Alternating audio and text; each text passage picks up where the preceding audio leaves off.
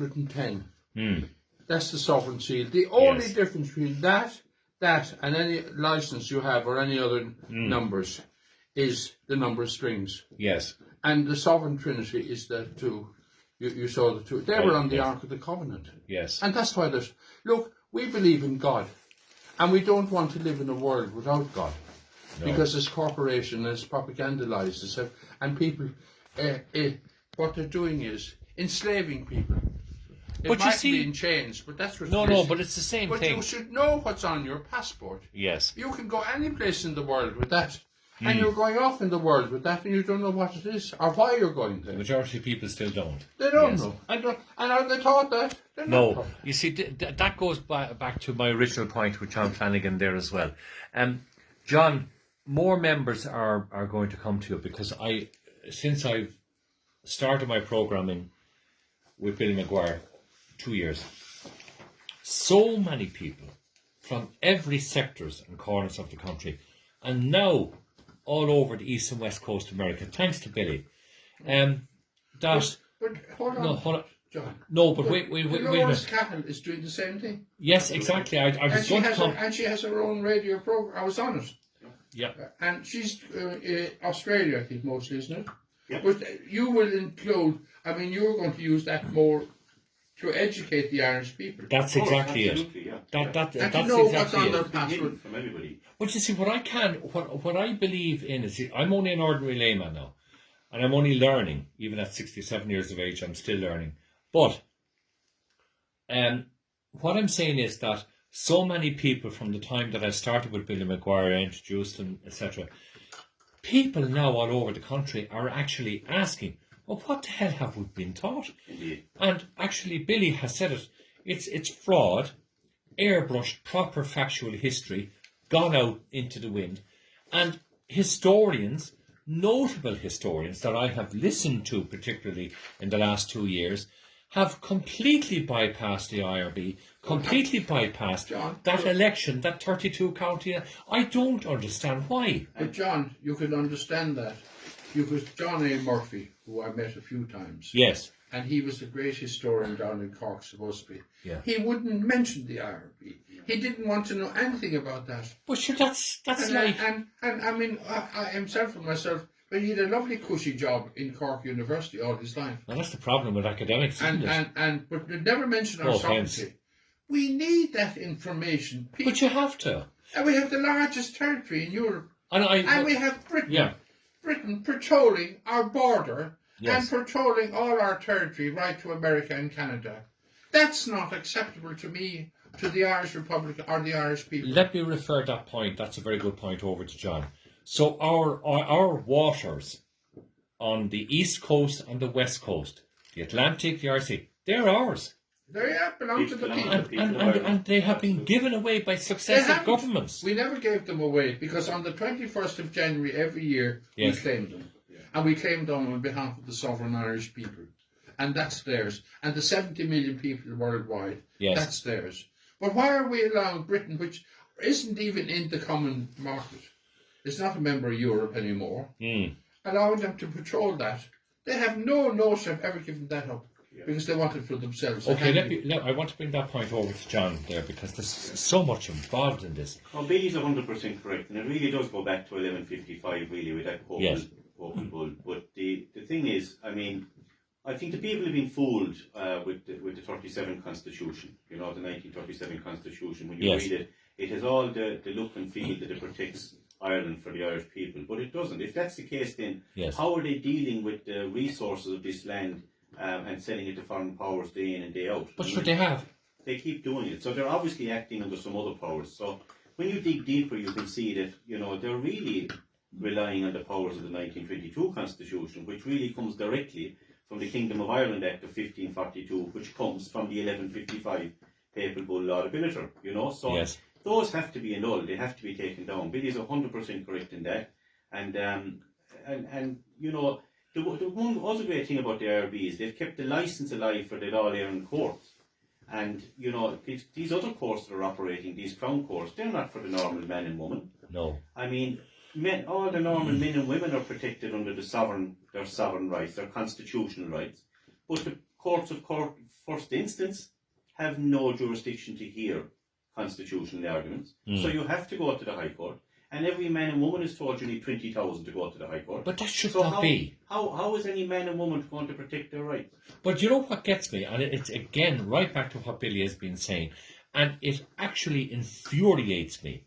Is the good people of this country, if they have a planning problem, a ridiculous planning decision by our stupid planners, not only in Limerick City and County Council, but also all up and down the country, they have to go to Umborplanala, your own money.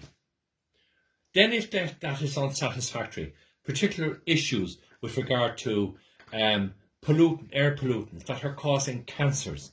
Rare cancers are now moving up the scale to becoming everyday cancers. The doctors have told me privately, over in Clare, down in North Kerry, East Limerick, West Limerick. I've done my research with these.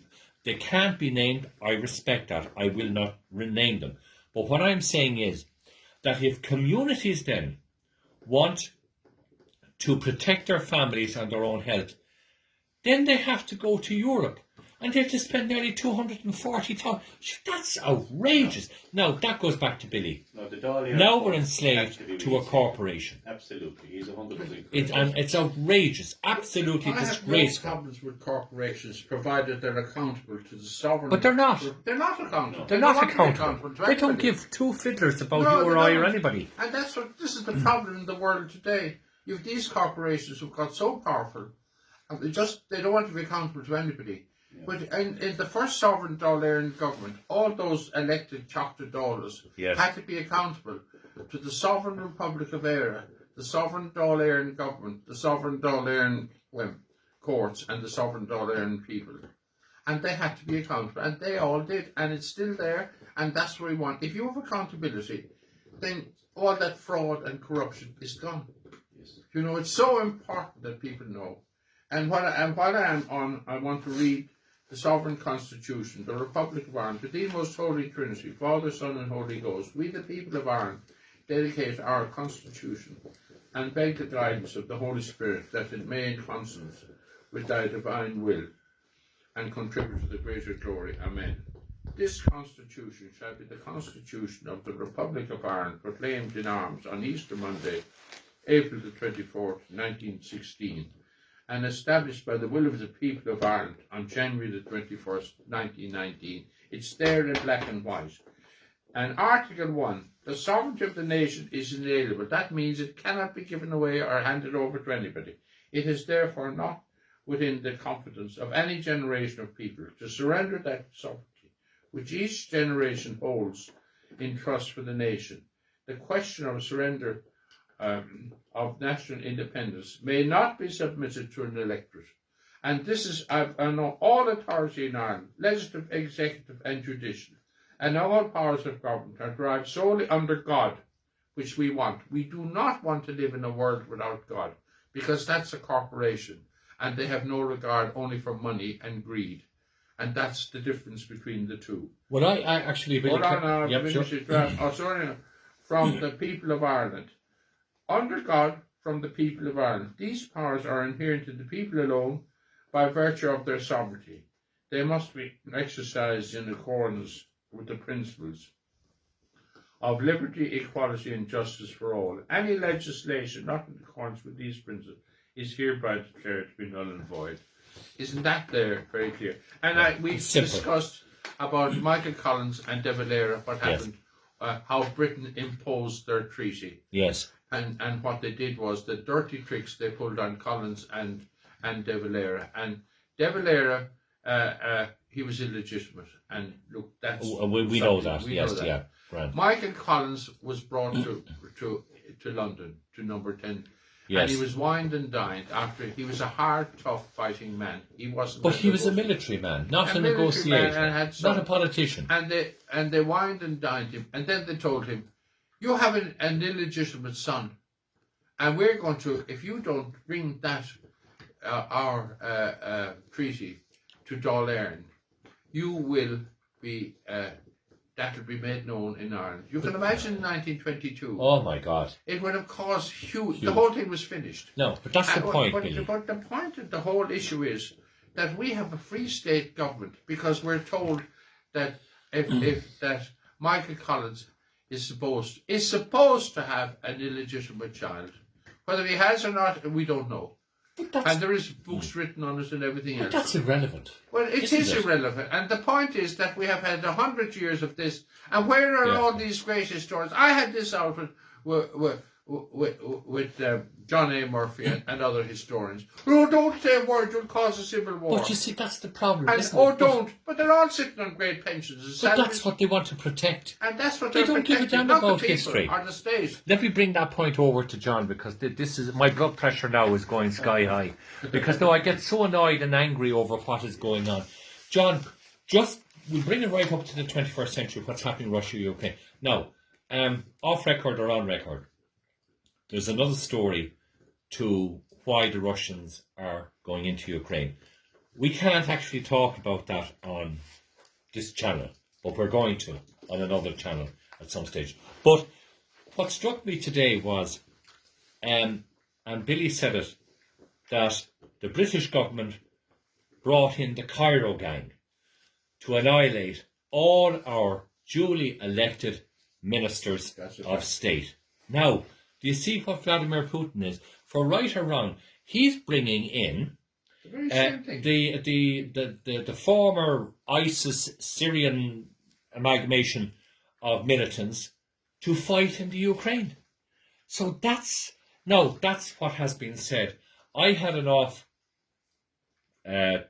conversation with John here, and what he said to me about what really is going on, and about the duplicity of the President of the United States, etc., etc.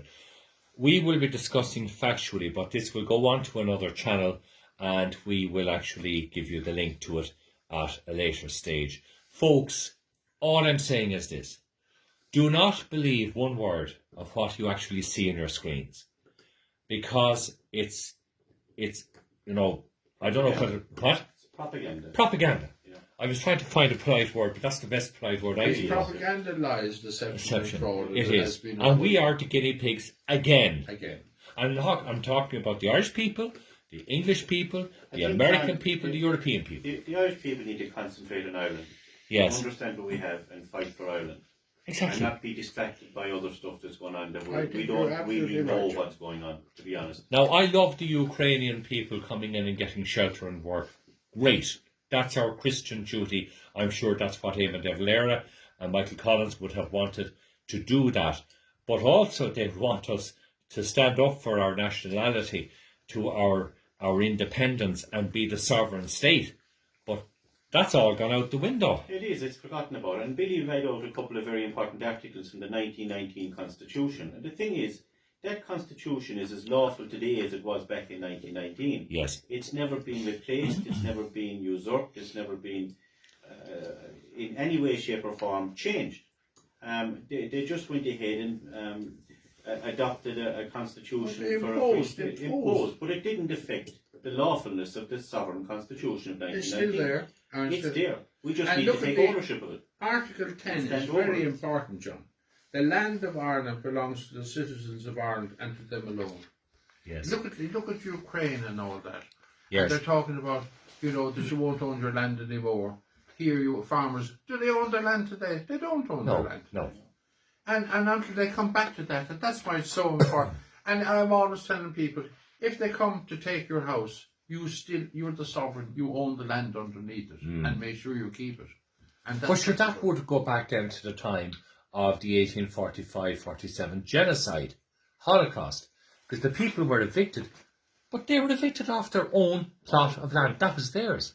You see, there's an awful lot of history that has to be rewritten. They had to give it and send it out to the Crown Forces and the Royal Navy. I'll tell you something, the quicker that the IRB bring this to court in Europe, the better, because we need to have this properly aired and properly adjudged in the courts in Europe. Yes. We have to say something about St.Patrick's Day before we Who is he? I'm lost.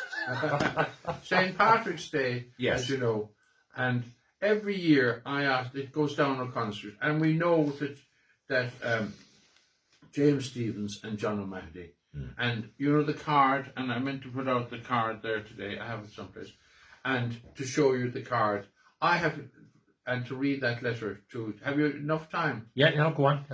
To read the letter that I sent to Micheál Martin, to bring that card and the sovereign seals and the harps to President Biden. Yes. And I thank them, because without America, we wouldn't have got our independence.